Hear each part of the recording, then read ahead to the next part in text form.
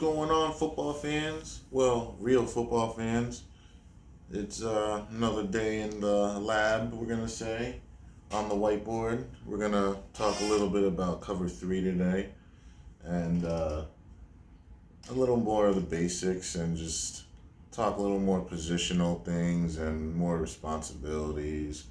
And yeah, we'll go from there. And if we think of other things, we'll kind of wing it and we'll go from there. This is my buddy Remy over here. He's being a little shy. You guys hear him barking sometimes in the video, right? He's my little guy right here. He's gonna be with us in the video today. But here we go. So we got cover three. So in cover three, we have a free safety responsible for the deep middle, strong safety responsible for the curl to flat, cornerback responsible for the deep part of the field. We got the strong side linebacker. He's responsible for the curl zone. The middle linebacker responsible for the middle zone. The weak or will backer, the weak curl zone right here to flat. And then we have the corner deep. All right. So right here we have the center. His responsibility is to give the quarterback the ball, and the quarterback's responsibility is to pass the ball to the receivers, tight ends, receivers, and the running back by either throwing the ball to these guys or running the ball with the running back, whose job is to run the ball between these linemen here who are blocking against these defensive linemen right here and these linebackers and all the guys on defense. So these guys are your linemen. That's your center, your guards, and then your tackles are on the end. And that's your tight end. He can block and also catch the ball. He's eligible to do both. So this guy is very special and unique on anybody's team. All right? So these are the defensive ends. The E's are the ends. And their job is to contain everything and keep everything with the football on the inside. So they want to keep everything inside of them. So this guy, he wants to keep the ball inside of him and all the players inside of him.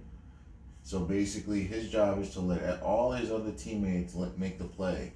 He only makes the play if the ball comes out here or like out here sometimes. Sometimes he'll make the play in there. But really the defensive end, if he's going to make a tackle on a run play, it should be out here usually. Sometimes over here. If he's making it over here, if this guy's making the tackle over here, he's overplaying it. He really should be making tackles from here on. That's his zone to be tackling. Yeah. And he always wants to keep his outside arm free, both of these guys. And then this guy, these two guys are your big guys, the biggest guys in the field, heaviest guys, the defensive tackles. Their job is to hold up the center right here and these two guards.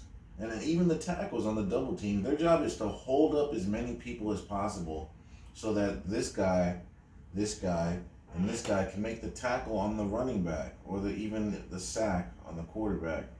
So if you can have two great tackles that can hold up three linemen, so that makes it one-on-one with the ends who tend to be quicker than the tackles. So they can basically beat these matchups usually. So if you have good defensive tackles, it could put a bind on an offense. And these cornerbacks, this guy and that guy, their job is to stop these receivers from going deep and catching the football on them in this type of defense.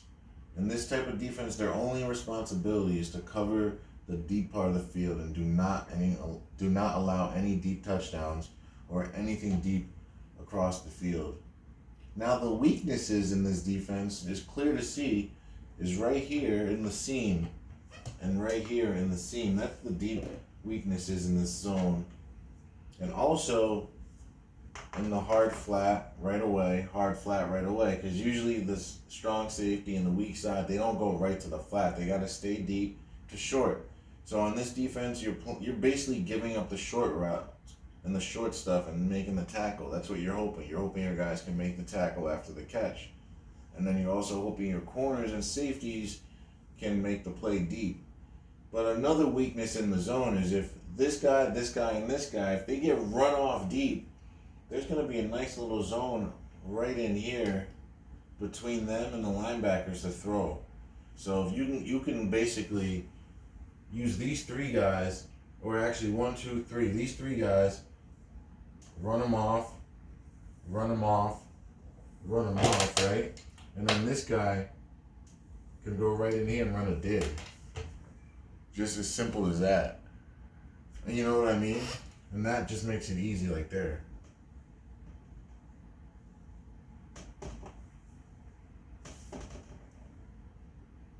Another thing you can do, you can just run right to the out, send them up, boom, right, pass it right to the tight end.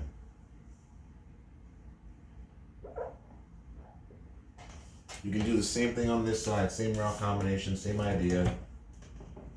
Right up, right out, boom.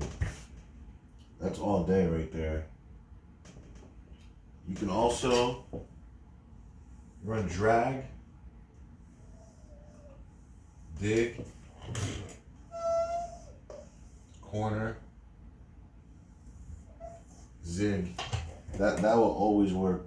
Because what's going to happen is this safety can't jump anything. He's going to have to stay deep. This drag coming across, it's basically going to grab the attention of all of these linebackers. So basically this dig will be open right in between the safeties and the linebackers. And also, this corner right here is going to pull this safety with it. So you might have this corner open between these two guys. And then this zig is going to put this linebacker in a bind and that safety in the bind, because he's going to go in. That's going to pull him in a little bit. And then he's going to see him go out. The safety might actually have to jump that. So then now we'll have the corner take this corner. But the thing about this corner, if the quarterback throws this ball inside, the corner won't be able to play that. So that's a nice route combination you can run on cover 3. And that could completely bust it open. Another thing you can do, you can just come right here into trips. Bring this guy over. These markers are just not the best. These markers are going out. If you can't see, I'm sorry, but doing the best I can. Alright, so another thing you can do is you can do streaks. Boom.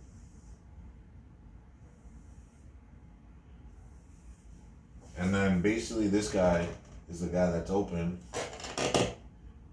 You send the running back out. Boom. But this streak, you might want to run it maybe more that way. Run more of a post to bring that safety, take this safety out of play. This safety, honestly, if this tight end is fast enough, he literally just runs, he's just running this off. This post is just a runoff. So you're taking that safety out. That safety, he's only responsible for this zone right here. And then down there after it makes the tackle. So that'll take the corner out of there. This is going to be wide open in between. So, literally, you can tear cover 3 up. I would not advise people to be sitting in cover 3 unless they had to. That's not really something anyone should be doing. Cover 3 is just, I don't know. If you're going to play cover 3, I feel like you can only really play that in the goal line. Because if you have any type of team that has blocking or any type of quarterback that can throw the ball, coupled with that blocking, they're going to gash you in the seams all day. They're just going to draw up plays where they run people off and just throw it behind the linebackers or between the safety and corner all day. That's what I would do. If they're going to sit in cover 3, I'd be happy. I'm just thinking, if I have a good quarterback, I'm just like, we're going to kill the seam all day. So that's why a lot of teams, they won't show cover 3 out of the gate. Before the snap, they'll show, this is what they'll show before the snap, right?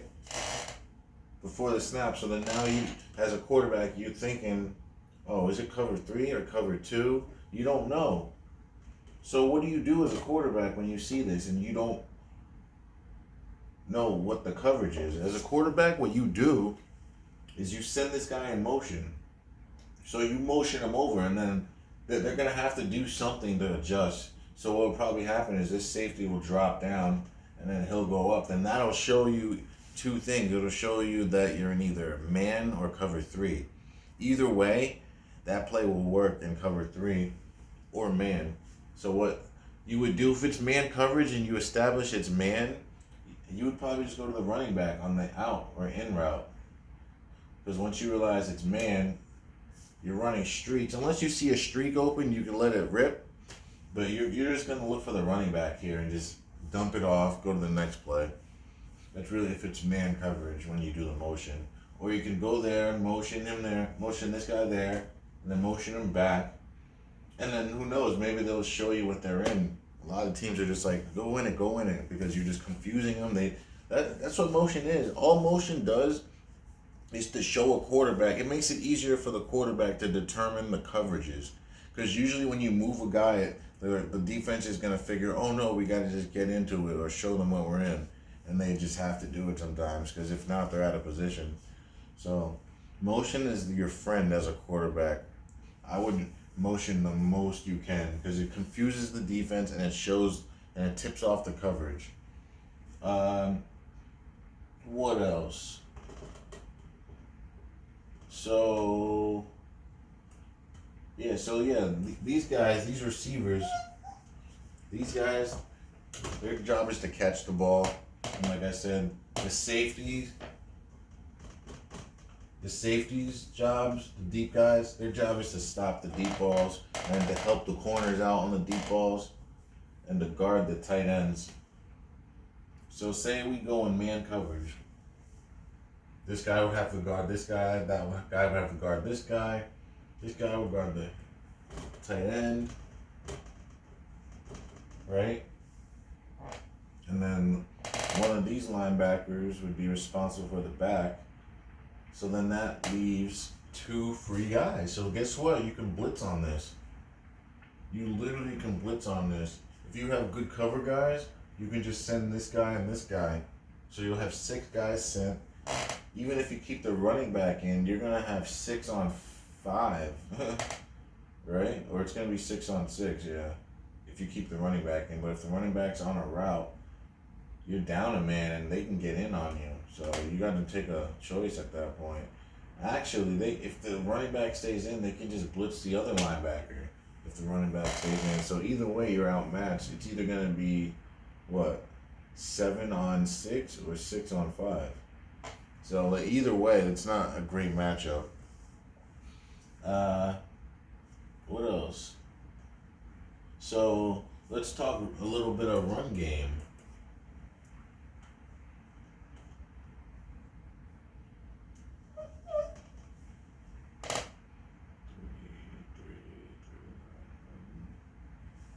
Yeah, let's talk run game. Let's do that.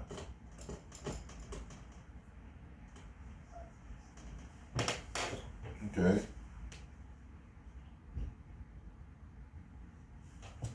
Go a little, because this is all about the cover 3.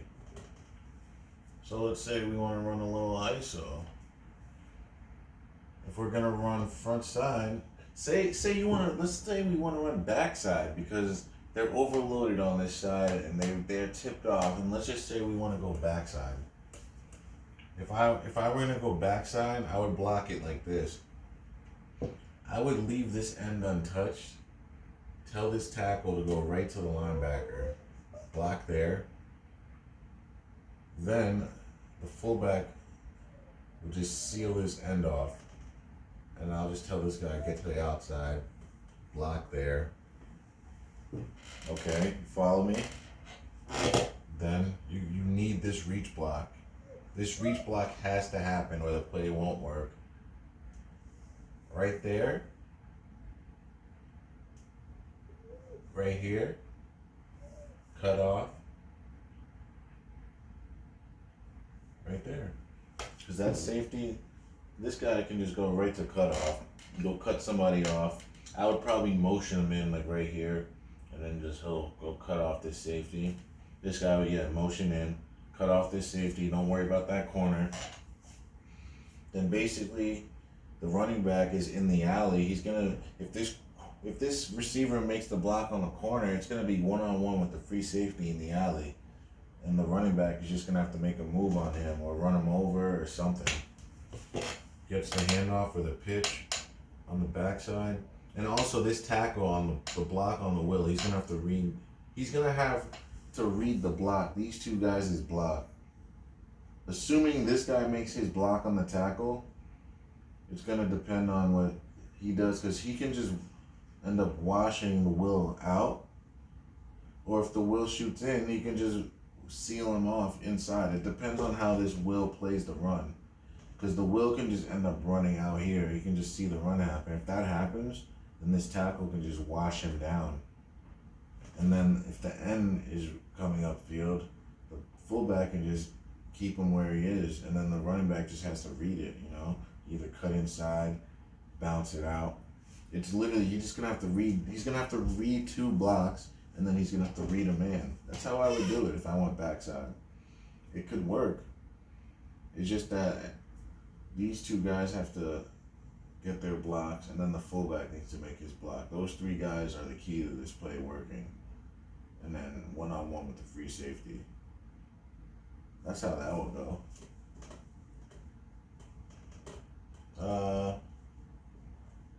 So let's talk about, what else can we talk about? Let's talk about blitz formations. So if you ever see a game and you ever see a defensive end just shoot in like this, you see guys just shoot in like that, that's terrible. The only way that's correct is if this guy loops around like that. Because all that's happening is he's replacing his responsibility. So if you're watching a game and a defensive end shoots inside and you don't see anybody replacing him, he did his own thing and he's allowing things to happen. So always look at the defensive end. If you're ever just watching defense, look at the defensive ends.